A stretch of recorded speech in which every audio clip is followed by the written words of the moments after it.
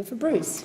Thank you, Madam Deputy Speaker. The growing crisis in aged care is a disgrace, and we must speak out and not accept this as okay. The latest figures that I've seen reveal that more than 100,000 Australians are now languishing in limbo, waiting for home care packages so they can get appropriate care. There's more than 60,000 senior Australians now with no package at all, nothing, zip. More than 40,000 have a package at a lower level than they actually need. And this includes nearly 80,000 older Australians waiting with higher needs, many with dementia. Now, numerous people in my electorate in recent months are stuck at home with no care. Their families are now coming to our offices in despair, in distress. And in light of this, what does the minister responsible for this crisis, this calamity, suggest that people do?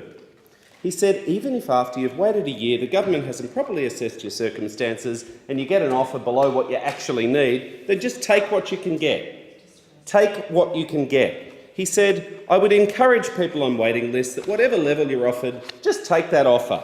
Like it or leave it. The government has known about this problem for over a year and has done nothing.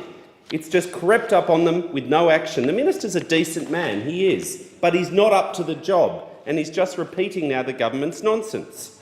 When asked about this, he said, well, senior Australians can't be cared for because of budgetary pressures and fiscal constraints. Yet this is a member of a government who voted to give himself a tax cut, to give the high-income earners of Australia a tax cut, and now he's voted to give a $65 billion handout to big business for negligible benefits to the economy, maybe 1% economic growth in 20 years.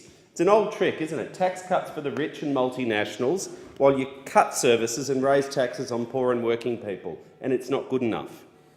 Even worse, there's no plan, there's no end in sight for the backlog. In the waiting list, the government has said, well, it'll just continue to grow.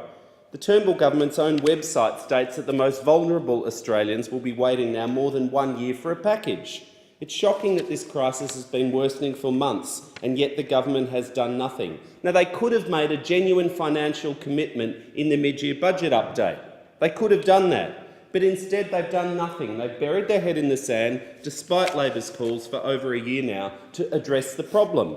It's incredibly distressing for people in my community. It's one of the most distressing things I'm sure that other members do, is talk to families with no hope in sight. The uncertainty surrounding the lack of a plan makes it impossible for families to even plan for the care of senior Australians while they wait and wait. Now, the mess can't be fixed overnight, but the government needs to find the funding, announce a plan and a timetable so at least families know what to do.